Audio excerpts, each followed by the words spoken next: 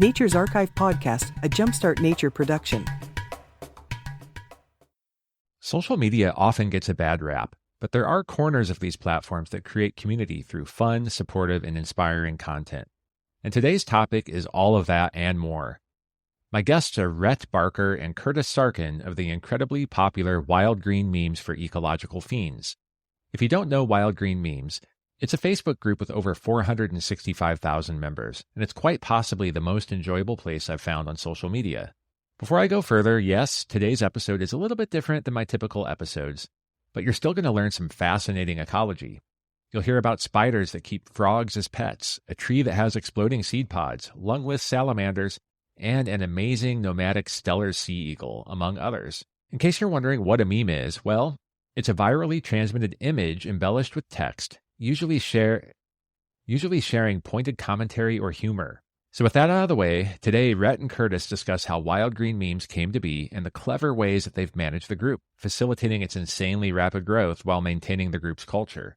You'll hear how they turned a trend of wildlife gang memes, and gang is in quotes there, into a basis for successful nonprofit fundraising. And of course, we talk about the funniest memes and meme trends that they've seen. As Curtis says, we're only scratching the surface of the potential of memes. You can find Wild Green Memes for Ecological Fiends on Facebook, and they also have a presence on Instagram, TikTok, and Twitter, as well as a podcast called Wild Green Streams. Of course, I have links to everything that we talk about, including those in the show notes. So without further delay, Rhett Barker and Curtis Sarkin. All right, Rhett and Curtis, thank you so much for joining me today. Oh, thanks for having us. So this is a little different than a lot of my episodes where I'm usually talking to biologists or ecologists. And I guess both of you fit that characterization as well. But really, we're going to be talking about Wild Green Memes for Ecological Fiends and that amazing group that's come into my radar over the last couple of years. So I'm really excited to figure out how you did it and how you bring so much joy to so many people in this time where social media is sort of a double-edged sword. So before we get into that, how about we just talk a little bit about both of you? So Rhett, let's start with you. Can you tell me a bit how you got into nature in the first place? I grew up into nature. I don't have a lightning bolt moment or like a spark bird moment, I think birders say. I just was raised with parents who were very outdoorsy and grew up on Croc Hunter and Jeff Corwin documentaries on the TV every night, and went through high school. I made a lot of YouTube videos in high school for little mini nature documentaries, and that kind of led me in a way to major in wildlife ecology in undergrad. And then I just got done with grad school for wildlife film. So it's just been a pretty certain path for me from the beginning. So a marriage of creation and ecology. Sounds like a good absolutely. Fit. Yeah. And Curtis? I live in coastal New England from longer than I can remember, just exploring tide pools and salt marshes and rocky shores and all sorts of beach habitats, and just getting my hands muddy and shoes filled with sand, looking for crabs and fish and eels and lobsters, horseshoe crabs, all this cool stuff.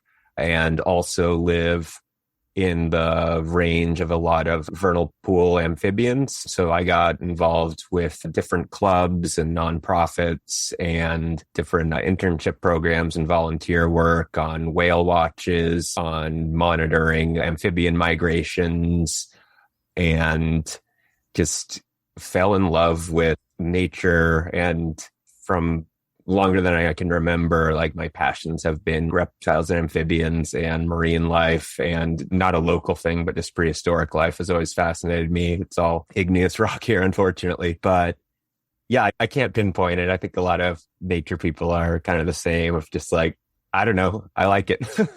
It scratches that itch for novelty because there's always more to learn and more to find out. And it sounds like that's the path you've been on as far back as you can remember.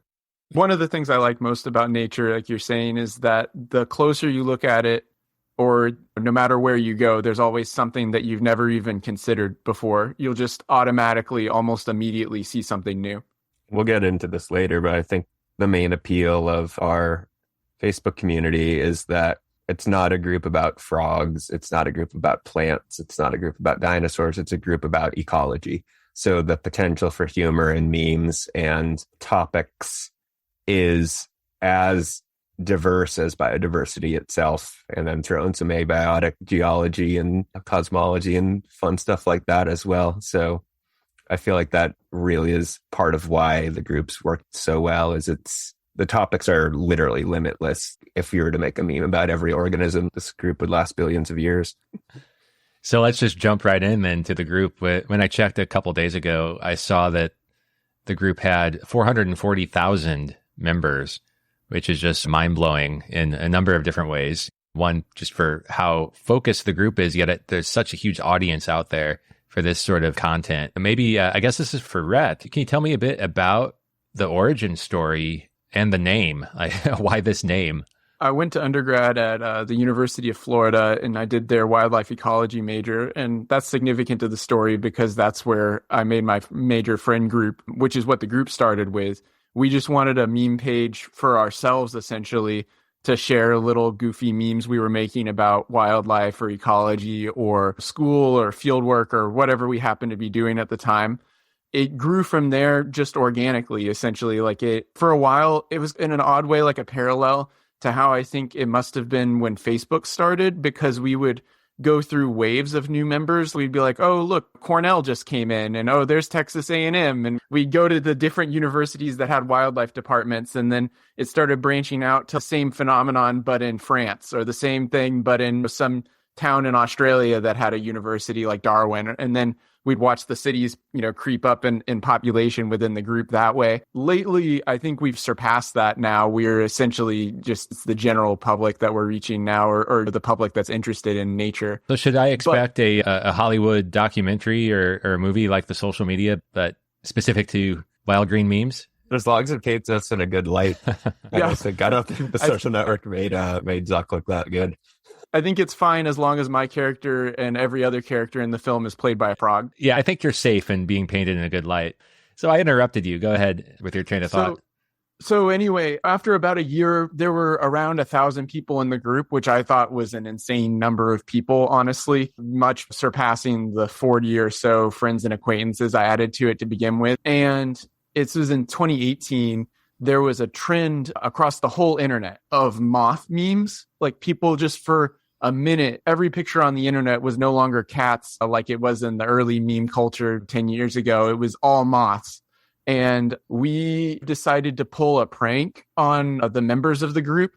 The way the group works is that people submit memes to the group, and then we can accept or reject them based on whether or not they fit the theme and the rules of the group. And we just temporarily, for about a week, stopped accepting any meme that didn't have a moth in it. And waited for people to notice. And people started noticing, and they thought that was really funny. And we never said anything about it. We just let people make conspiracy theories. This must be something they're doing. And eventually it hit this fever pitch, and it made like this feedback cycle where people started submitting lots of new things that were moth memes they were making in response to the trend. And we started playing into it in ways that were indirect. I started talking in all caps whenever I left a comment, and I started implying that I had been taken over by a bunch of moths. And at the crescendo of it, I switched the cover photo for the group to a lamp, because moths like lamps. And then, as far as it could, with just a few thousand people, the group lost its mind at that. And then the next day, what we did is we said, okay, so what do we do now so that this doesn't become a permanent moth group? Like, how do we end on a high here and not just get tired of moths? So we said there was a temporary overpopulation of moths, and we were going to use natural pest control by introducing bats into the meme ecosystem. So we started accepting memes about bats and memes about other insectivorous animals, and that's how we took care of the moth. I think the funniest thing was once we started letting in memes other than moths, one of the mods changed the cover photo from a lamp to a lamp that had been turned off. So it's just, no, we're not attracting the moths anymore. And then there was a whole debate over, like, why are bats getting all the attention when spiders are important in controlling moths? And it got wacky, but yeah, we really owe it to moths in terms of just like, okay, that was that light bulb moment. Yeah, I went there. This has potential to be bigger than a silly little group of jokes only people with backgrounds in this stuff get. So that was the first meme trend per se that the group had, and it kickstarted the growth. We never really stopped growing at a pretty fast rate after that. And we went from about 1,000 people in the group to about 5,000 within a week. And then by the end of the year, we had over 10,000, and it's continued from there. Yeah, I missed out on the moth meme craze. I mean, I was aware of it, but I wasn't part of your group at that stage. And of course, where my mind just went was you need some parasitoid memes there. Like you really get dark. Oh, that would have been a great idea. Yeah. So that trajectory, I guess you doubled and then doubled, or actually more than doubled and then doubled again by the end of 2018. What have you seen as important for sustaining that growth over the last couple of years? Hey, nature enthusiast, do you want to be part of something bigger? Well, we're building a movement at Jumpstart Nature, and we've just added some new volunteers to help with our podcast and website. But this means our costs are going up too. I need to purchase software licenses to give them access to the production tools we use. For example, one media editing license costs $21 a month.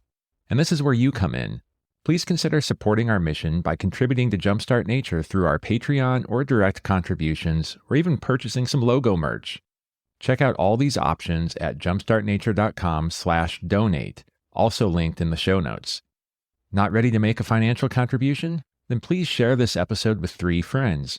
Sharing what we do is actually one of the very best ways you can help us. Thank you all for your continued support. So we're less concerned with the actual number of members and more with the quality of the community, which I think perversely actually increases the growth in some ways because more people want to be part of it and less people leave the group. But our goal is just to be a good version of the group, whatever size it happens to be. So we've actually throttled growth as it's gone on. I've seen groups that had similar trends and behaved in similar ways to us, and they accepted every member that came through, and in a month, they were up to 1 million members or more. And we have set numbers of people that we let in per period of time usually. And we vary it up and down depending on how difficult the group has been to moderate recently, because we found that the growth rate rather than the population is what determines how it is to moderate and like how much trouble we have in it, how many fires we have to put out. All that said, I think that within that, it's just that sustained growth comes from having a good thing and having something that people want to participate in. Facebook's algorithm seems to favor primarily engagement above all else. And of course, that can lead to issues with bad actors or without content moderation across the site. But if you have people who are tracking everything going on in a group and they're putting out fires and trying to make sure that everyone's friendly with one another and everyone feels safe, then this kind of silliness emerges just on its own. I think it's a thing that people just do and they just enjoy being silly. And that also can take off with the algorithm because people leave a lot of comments and make a lot of reacts and then post memes and related to each other and keep coming back to it. It's a wholesome means of using the algorithm to get more attention. That makes sense. There's a couple interesting things that I know I'm going to take away if I find myself in a similar position managing a group. And I like the idea of throttling the growth because that gives people a chance to adjust to the culture of the group and understand what's going on in the group before jumping in and maybe steering it in a different direction. That seems really instructive. The other thing I see is that because you have such an active community and then I think layered with moderation, you mentioned before, things are always evolving and kind of pulling in some current events and then just evolving on their own sort of natural little courses as well. Do you see that really just happening organically in the community, or do you sometimes instigate some of these things behind the scenes? I always say I don't make meme trends, I encourage them. I will, if something already seems like it has the potential, like I remember this expression from back when memes were going from the weird bad side of the internet to the mainstream of just like, you can't force a meme. And that's so true. You have to have like several independent parties who don't know each other all clinging to like, okay, this is good. This is funny. This has the potential for remixes and virality for whatever reason. Yeah, I will definitely fan the flames of I want this meme to thrive because it's funny and has potential. But it doesn't work if I'm just like, hey, I really think we need more memes about paramecium. I'm going to make 10 memes about paramecium because people are like, where'd this come from? It's just one person.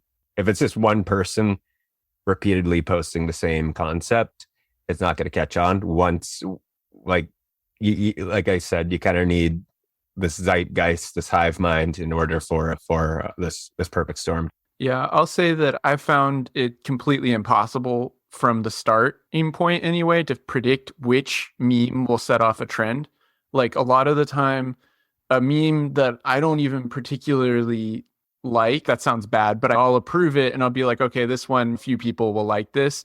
And then I'll get on the group a few hours later and every meme will be that related to that thing. So it's very hard to predict what will actually take off from starting points. It's easier to figure out what kind of conditions it takes to start a trend. We'll allow reposts into the group and posts of memes from other places, but we found that there's an ideal balance to it, and where we're not inhibiting people from sharing things, but also basically if we have a smaller number of reshared things and we really focus on making sure that new content that people make gets through, we found that really generates meme trends a lot more quickly. And then the other principle of it is that nothing is too niche and that the right people will see it. So if there's a joke and it's a funny joke, but it uses information that very few people know, that doesn't necessarily mean that it won't take off or that everyone won't know that information tomorrow, because the people who get it will feel like almost proportionally like they're in on the joke and they'll go crazy over it and enjoy it. And then everyone else comes up to speed more or less pretty quickly. And then we're all in on the joke together. And there's also this kind of trend of not being in on the joke, being a joke in and of itself, and just the confusing nature of the group, or like the rapid fire evolution of these trends being like, it's sort of like a meme unto itself. People always are poking fun at themselves for having no idea what's going on if they've left the group for a few days or even a few hours, and suddenly everybody's talking about steller sea eagles or toucans or gars or whatever. Dolphins are olives, like some bizarre statements that have never been said before in human history. Yeah. So I think the being in on the joke and not being in on the joke have become like equally funny and equally part of the group culture. I think one of the really interesting things, if I had more educational background in sociology, I would love to do a deep dive study of the group, because what you just touched on there is so interesting, because you've somehow created this culture in the group where somebody can say something so esoteric and that triggers people to go out and learn and figure out, what is this term? What does this thing mean? And next thing you have 440,000 people, or whatever your active engagement number is, learning this new concept that they didn't know before, all because of a meme. And there's probably other observations that both of you have had. What other sort of strange or interesting group dynamics have you noticed in this environment? People like to share the fact that they learned something new. It's almost, I don't know, coming home from school and being like, Mom, today I learned that a tadpole turns into a frog. Only it's like, hey, was anybody going to tell me that beavers have cloacas? Or was I just supposed to learn that from a Science Alert article myself? Because it's just like, there are so many formats that just lend themselves. Like that one, for example, is a comedian, Chris Fleming. And he has a line from one of his specials where he's just, was anybody going to tell me that walruses suck the skin off of seals? Or was I just supposed to learn that from National Geographic myself? Which in and of itself is a fantastic wild green meme. Like, it doesn't even need to be edited. But then before you know it, everybody's just like, was anybody going to tell me that shrews fertilize pitcher plants with their feces? Or was I just going to learn that from a meme group myself? So people like to share that they learned something weird and new in hopes of others learning it as well. So again, suddenly you're taking these big concepts and condensing it into 2 sentences, and Rhett and I and the mods are fact checking all this before we approve and learning some really cool stuff ourselves and dispelling myths in the process. There's a meme example from the fact checking anyway that blew my mind. Sometimes I'll see something that has a fact embedded in it, and I'll think, there is no way on this planet that fact is true. And then I'll go look it up, and it is. For example, there's a tree in South America that's called the dynamite tree because it has seed pods that explode. Mature pods look a little like pumpkins, and as a dispersal strategy, they pop with a bang and can send their seeds flying at 160 miles per hour.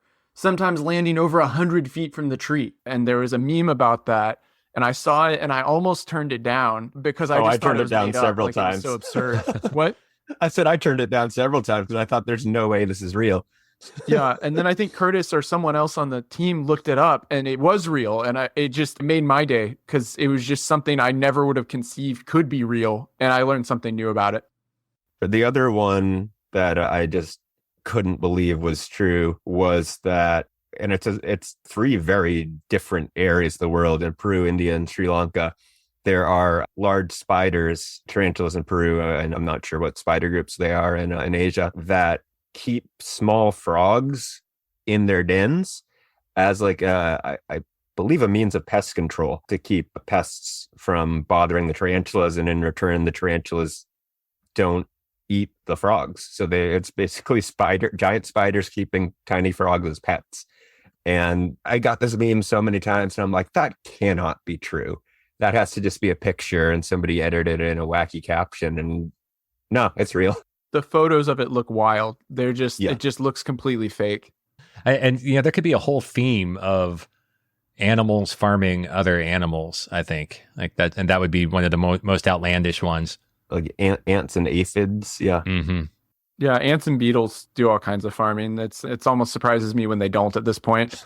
Yeah. So I was going to ask you about some of the craziest things that you've learned from the memes. And let me jump to a current event.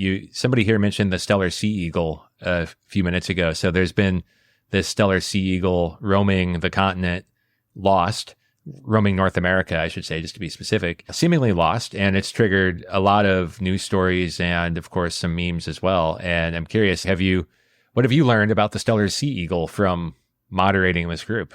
I learned that it's spelled stellar as in a guy's name with ER and not stellar, like it's awesome. And I had to realize I made that typo in like all of the memes I made about it. I think he's a stellar eagle anyway. He's a stellar sea eagle. Yeah. Yeah, that was an easy spelling for me. Out here in California, we have a jay called the Steller's jay, and then there's a Steller sea lion and a bunch of things named after Steller. Steller sea cow. Yeah. The giant extinct manatee type thing. Right. Rest in peace. Yeah. I learned about their range. I learned about their size. I learned about their diet. I learned about their call. I don't think I even knew the species existed before a week ago. Yeah, in the process of making quite a few memes about this bird, I learned quite a bit. And being a New Englander, it was honestly the second time I've had a New England focused meme trend, the other being the cranberry bogs and Cape Cod. So that was fun. I'm sure Rhett can relate with the iguanas dropping from the trees in Florida and anything alligator related. Oh, yeah. I live in Florida, so we get a range of things. Florida's like little Australia as far as wildlife's concerned. So we get a wide array of references that come from here. And before we move on, I wanted to ask Curtis, have you had a chance to actually go and see this bird? No, it's not quite in my area. It was earlier, but it's hours and hours away at this point. And then for Rhett, so being from Florida, were there any meme trends or memes specifically about Florida that were a surprise to you or triggered some learning? It started out almost hyper specific to Florida because it was all people who were going to UF. And we had a lot of memes that were very niche within the idea of like our classes. So memes about, I don't know, how often you burn longleaf pine forests and things like that. So it originated with Florida wildlife memes to be even more niche than it already is, but it's just branched out from there. So I was wondering, you talked about this moth phase, and I know there have been a number of crazes, and one that I think right when I joined, there was an ant phase, and I joined sort of midstream, and it seemed like the ants were taking over the group.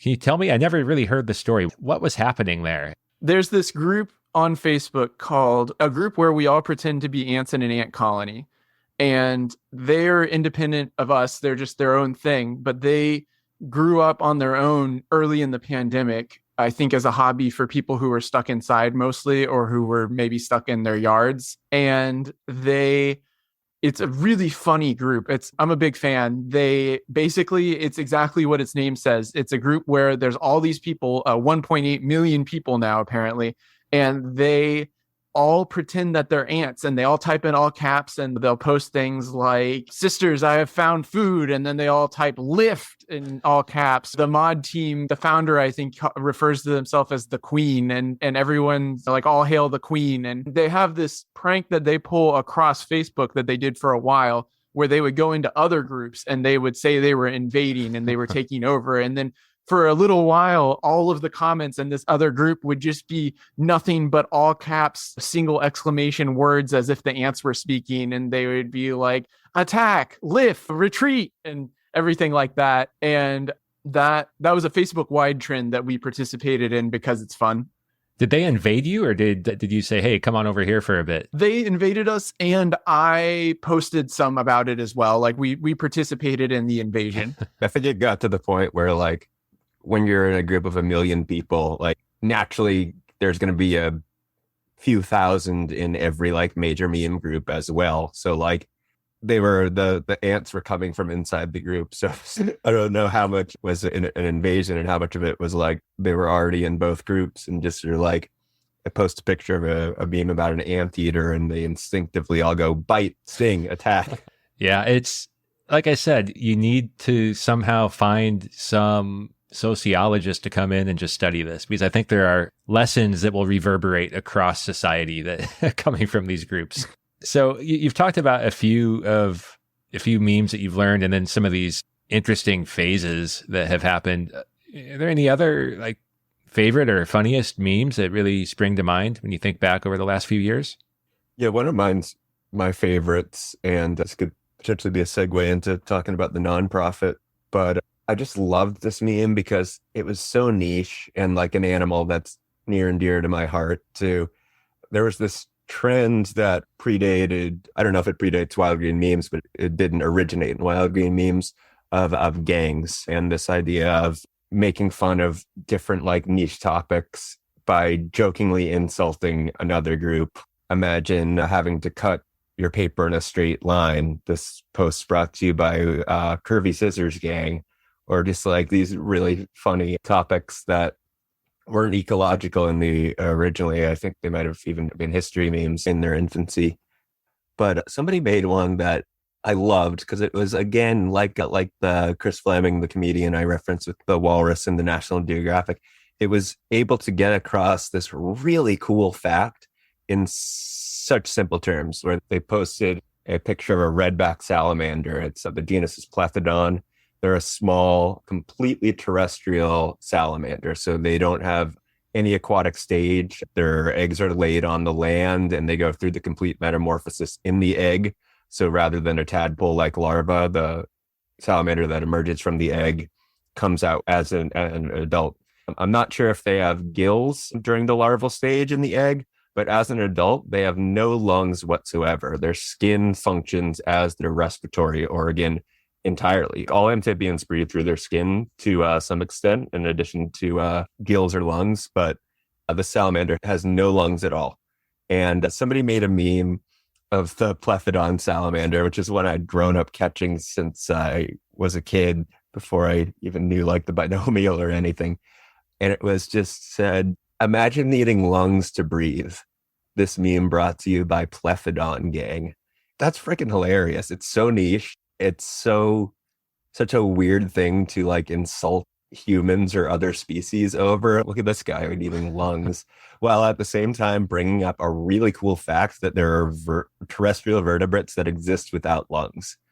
So that, I think that's my all-time favorite Wild Green meme, just because it was so bizarre, and while still getting across this really cool fact and being down to a specific genus of a very widespread North American salamander. I don't know. That one just tickled my funny bone. I think now in the future, every time I learn an interesting fact about an animal, I'm going to spend a few moments thinking about how I can reverse engineer that into a meme. Oh, yeah. And Rhett, how about for you? The gang memes are pretty good. I have a lot of individual memes I like a lot. I really like, okay, so per member, I think this was our most successful meme ever in the group. I don't know if it actually originated here or not, but there is this meme format, and it's a Lord of the Rings meme, and it's 2 panels and originally, and it'll have Gandalf saying something and you insert what you want, and then it has the next frame in the movie, which is of Frodo saying, all right, then keep your secrets. And then so that's been shortened so that it'll be some text at the top saying whatever the joke is, and then the joke is that you don't understand what the first sentence was. So I'm trying to think of a good example of that before I go to the next level up, which is what this meme was. I remember a good one. It was what does a leaf bug look like? And it's just photos of really well camouflaged leaf bugs. And it was like the joke being that like the Googling what does a leaf bug look like doesn't help you because it just you can't really see the animal in a lot of these pictures. And then you had Frodo saying, all right, then keep your secrets. So that's the meme format. But there's a lot of the time these things will it's kind of like, you know how cotton candy is made where things get swirled around themselves over and over again. So the swirls are made of more swirls. So that's this happening with this meme where there's that already convoluted to explain, but visually pretty simple meme of the all right, then keep your secrets format. Then there's this new meme, which they made, which is like a pun on top of that.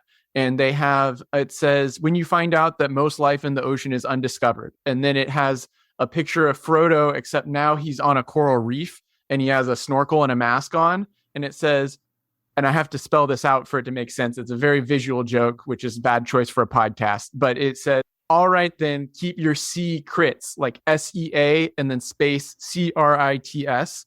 So it's a pun on top of the original format reference. I thought that was hilarious. I sent that to like everyone I knew. And apparently a lot of other people thought that too, because at the time we had about 30,000 members and it got about 30,000 shares. So almost everyone in the group shared this meme. And that is unheard of. I've literally never seen that. Like if everyone in the group now shared something, it would just be like everyone on earth has seen this thing. Like that's the level of virality this meme had. But so I guess if I had to pick one, that might be my all-time favorite. And then there's another one that's internet-wide, but it's frog and cranberries must be fall. Completely inexplicable. It's just a picture. It's based on a picture that someone took and they captioned it of a frog in a cranberry bog. And they captioned it, frog and cranberries must be fall. And a bunch of people just reposted that or variations of the picture with repeating that sentence. I have no idea why it went viral or what. That's the whole joke.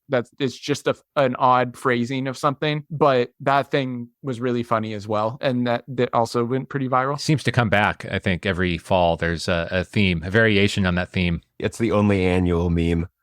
Yeah. If you want something you make to come back over and over again forever, hitch it to a season. A lot of people have tried that with other seasons and it doesn't work. They'll be like something and something must be spring and it flops. The only one that sort of took off was at the same time as the cranberry bogs are flooded and the frogs are going into them. In the southern hemisphere in Australia, it's becoming spring and the magpies have their like super territorial swooping season. So like those two all always coincide. So the magpies never caught on quite as much as the frogs. I think the internet and just memes in general, even if it's not eco-themed, just freaking love frogs, just lend themselves to meme and internet culture in ways that like no other organism will ever come close. Maybe cats, but not in our group at least. So yeah, frog and cranberries must be fall. And the lack of any meaning, just the absurdity of that caption on its own without any context is what made it funny. It's just, what's the joke here? That's the joke. There is no joke. There's no deeper meaning. Yeah, but it does sound like there's some fertile ground for some merging of the Australian magpie and the frogs into some common meme. I don't know what that would be, but it seems like there's something there anyway. So you did mention the nonprofit, and before we get there, I just had a couple more questions about the group. And for those that haven't been there before, that aren't a member of that group, I'm going to guess a lot of my audience probably already is, but what should they expect? You mentioned that you're metering the pace at which new members are added. So how long will it take to get into the group? And then what's the weekly cadence look like? Because I know you have a few special days like non-meme Sunday and so forth. When you go to enter a group on Facebook, there are questions you can answer that act as a Turing test and I'm not a jerk test.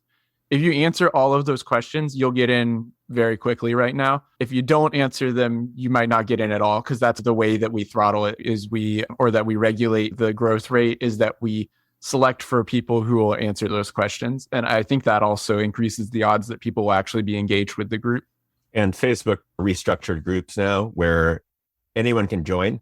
You're in the group right away and you can like and react to any of the content. But in order to comment or post, you need to be approved as a participant. So if anyone wants to join the group, you can join in a second and you're in like that. But if you want to be an active member, you need to pass our little riddles 3. Which are very difficult questions. What's your favorite natural place that you've been to?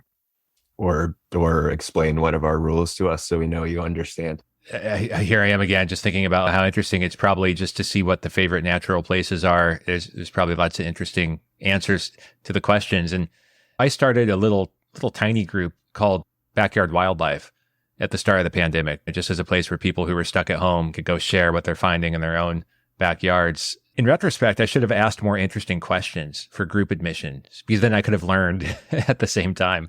Yeah, we had absurd questions at the early on, and then we had to make them a little more serious at times to make sure people were actually reading the rules. But like one of the earlier questions was simply birds, ? And snake or snack. And we got some really funny responses out of those. But even like, what's your favorite natural place you visited? We'll get some funny ones. Earth is always a popular one. Yeah. Okay. Can't argue with that. Unless Buzz Aldrin joins the chat, in which case he's welcome to say the moon, I guess. But a lot of people have said the moon, and I'm like, I don't believe you. I can't disprove you're not a Buzz Aldrin with an alt account as some like 20-year-old in Detroit or something, but I'm fairly certain you have not been there. There are just a handful of people who have been there left. So I imagine some of them aren't real, at least. And then to the sort of weekly cadence, I mentioned the non-meme Sunday, and something I've gotten a lot of value from is the social media mega thread, which so many interesting people out there contribute to that I found when they link to their Twitters or their Instagrams or wherever they may be. So I found that really valuable as well. Do you have other special days, special events throughout either the week, the month, or the year? Yeah, we started shutting down submissions on Saturdays just to give our mod team, there are, I'd say, maybe 5 to 8 active mods, including Rhett and I. And it was a lot of work to just keep the group running nonstop. So Saturday became a day where we closed submissions. People can still comment and interact, but that was also a time for us to focus on stuff like that our group is doing, like releasing a podcast episode on Saturdays or posting some stuff from our TikTok feed, which another mod runs pretty much entirely, or posting updates about our nonprofit or announcing new products. And as far as, like you said, with the mega threads, we see them as a two-way street, where at the same time, we are promoting our social media channels, TikTok and Instagram outside of Facebook, and allowing people to plug theirs and discover us at the same time, people who don't necessarily know that we're more than Facebook.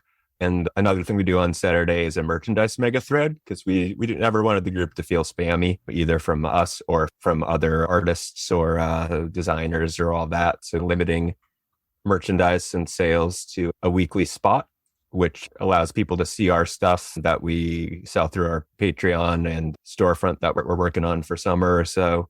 And also allowing this huge community of artists and designers and people to promote really cool projects that they're working on.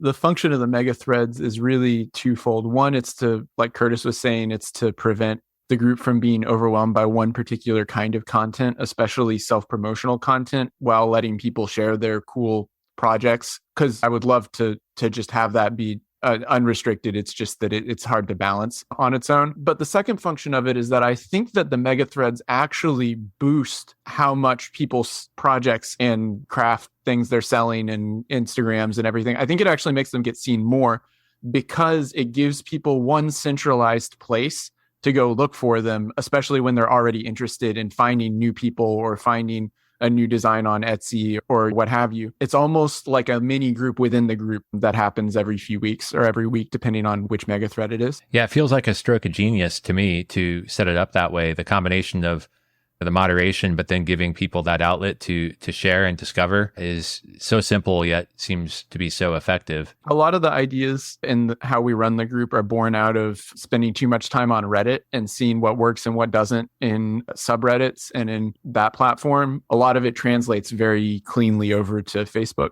Interesting observation. And you mentioned that then just to moderate the group, much less some of the other work that goes on, 5 to 8 people. And I noticed that I suspect to help with that operation, you created a Patreon that is also creative. I guess that's a theme here. So can you tell me a bit about how the Patreon works?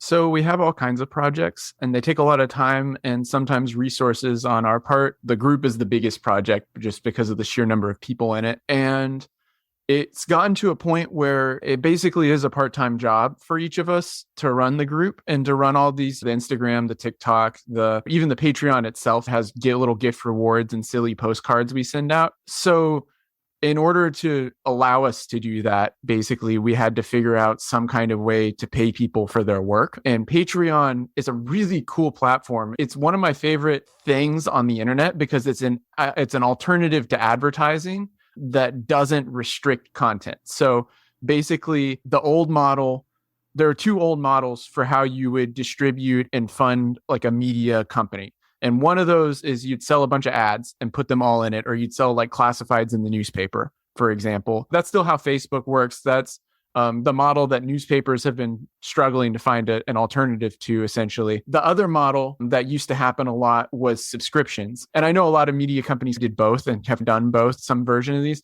So subscriptions is where obviously you have to pay to access the content. I feel like both of those kind of betray the promise of the internet in their own little way. I like the openness and I like the scale of the internet and that everyone can be experiencing something together for the first time and they can be sharing things that can come to be seen by everyone. I think that's a really cool thing. And I think we're in a really neat moment of history for that. And certainly a meme group wouldn't work if it was too restricted by subscriptions. So I would hate to see that become the primary or the only model that a lot of creative people use.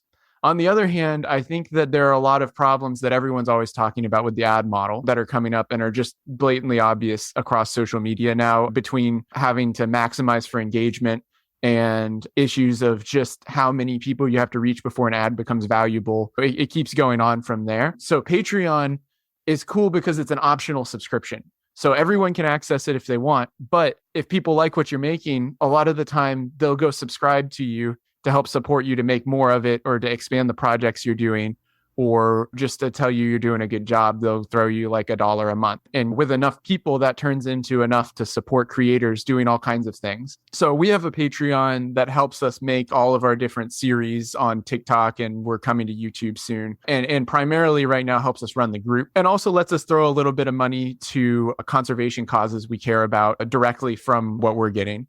Yeah, I just started experimenting with Patreon myself. So we were chatting a little bit before recording about how I'm in the midst of transitioning my career. So I decided, I'm paying a little bit of money for this podcast each week. I'd like to at least pay for it. So I set up a Patreon in December.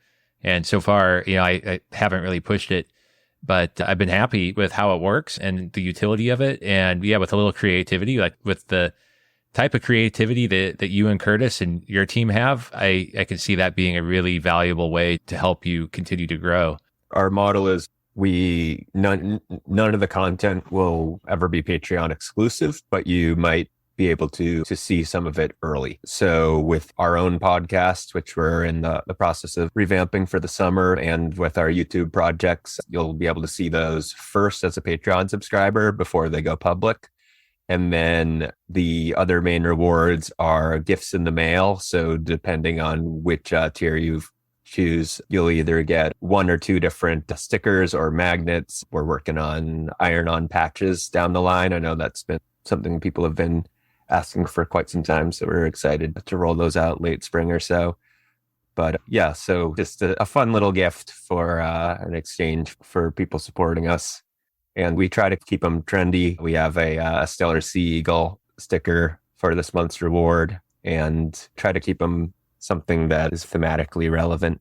Yeah, that's exactly what I was going to say is I was looking at your Patreon in the last few days and I saw that stellar sea eagle. So you refresh. It's not just a logo sticker every month. Yeah, it's fun to have as many outlets as we can find. Curtis usually does the designs for every month, and those are basically just memes, but in real life. And a lot of the time, Curtis writes some of these too, but a lot of the time I'll write the postcards and usually pick some kind of literary reference like the Metamorphosis and then turn it into a meme, a wild green meme. One time I took the Metamorphosis and I made it into a story about someone turning into a crab, and then they were cool with it. They're just like, wow, I really like being a crab and things like that. So we had a snail translator on the latest one, and it says, it explains what it is. And then the translation is like, I like, and then it cuts off. It's great. So we've briefly alluded to, and talked a bit about the fact that you have a nonprofit. So you've been able to turn this big community into an even more impactful realm.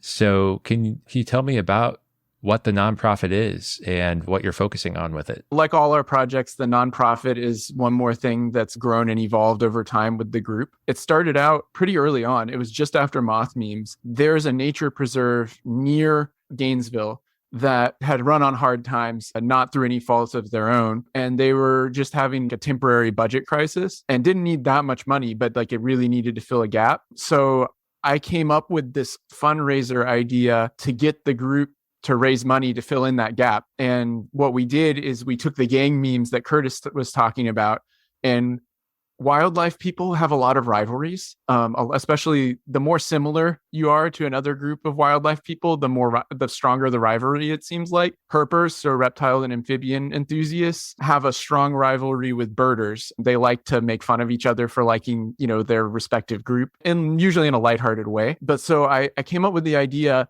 of taking those rivalries and having everyone join gangs like herp gang or bird gang or plant gang or whatever organism group you can think of. And we would have a battle and see who could donate the most money to this nature preserve. And we would donate in the name of that gang. So they'd be like, they donate $5 in herp gang's name or donate $10. It was called Leafy Boys back then, but like plant gang's a name. And the gang that raises the most money wins. And there's really not that much more to it than that. They don't like win anything special, but anyone who donates over a certain amount gets a sticker of their gang that they can, put on their water bottle. And people really like that. And they would make a lot of memes to promote their gang. And what that means is that, of course, because there's a lot of activity going on there, Facebook shows it to a lot of people. So it's the only artificial meme trend that I've ever seen to be reliably worthwhile. And I think it's because people just like the spirit of it and they know what they're doing. They really like participating in this every year. So for the first few years, we raised money for that nonprofit. But as the group grew, we realized that we could start raising money for multiple nonprofits and we could start supporting multiple causes with the charity battle. As a device to do that, we started our own. It's called Wild Green Future. And every year now, the charity battle, we partner with a bunch of other charities. This year we had 3. Last year we had 2.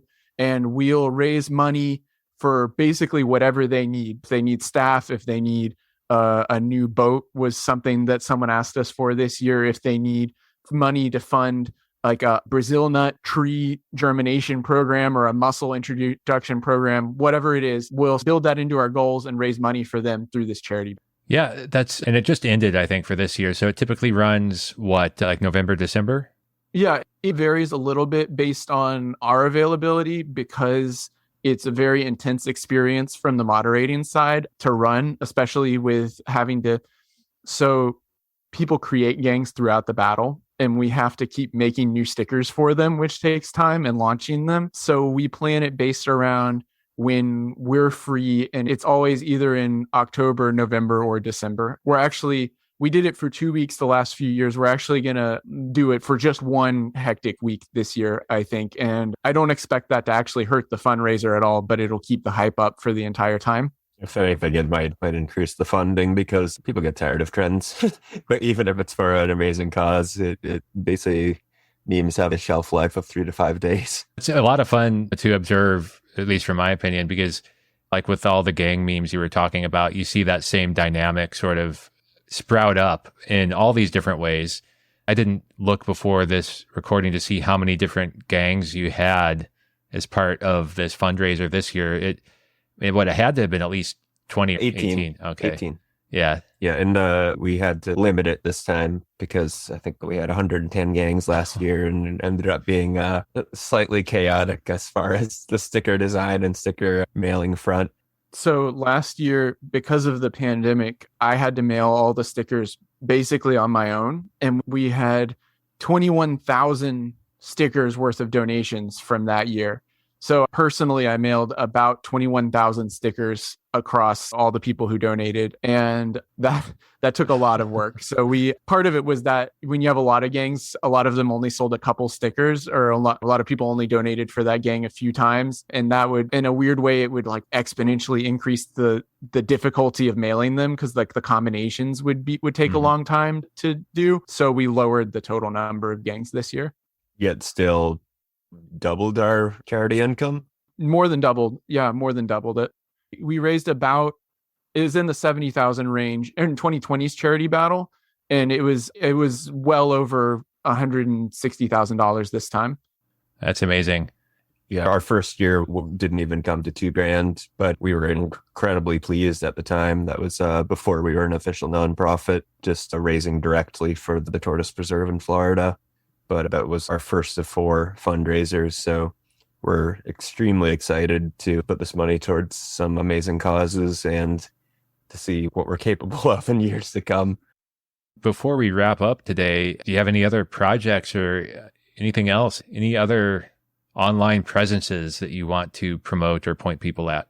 Oh, I'd like to plug the podcast. So we have a podcast called Wild Green Streams for Ecological Fiends. I think if you type in Wild Green Streams into your podcast app, it'll probably come up. And on that podcast, Curtis, me, and several other of the mods, basically we hang out with an interesting person, whether they're like a webcomic artist or a scientist or some kind of online creator or conservationist. And we talk about wildlife and we talk about what they do. And sometimes we share funny things. It's a pretty chill 30 minutes. We all learn something new in one way or another, and hope you will as well. Cool. Yeah. I'll keep an eye out for when you said that you're going to relaunch that this summer. So it's online now. You can go listen to it, but we're going to start releasing episodes again a few months from now. We're pre-recording a bunch of them right now. I'll be sure to cross promote as best I can when those new episodes start to come out. Awesome.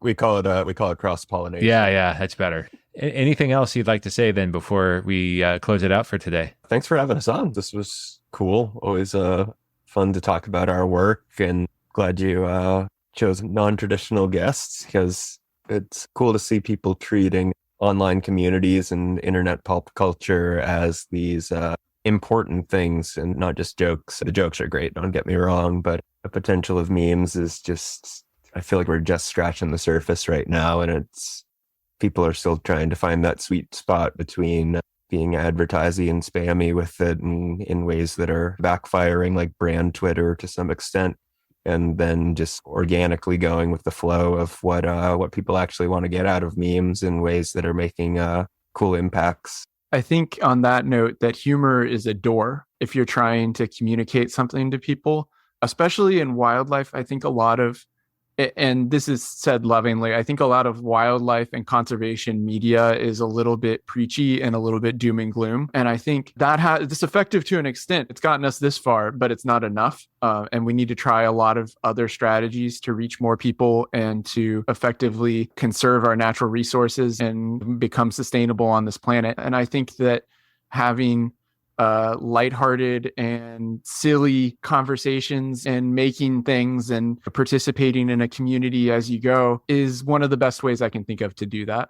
Yeah, I love it. I love the topic. I love what you're doing.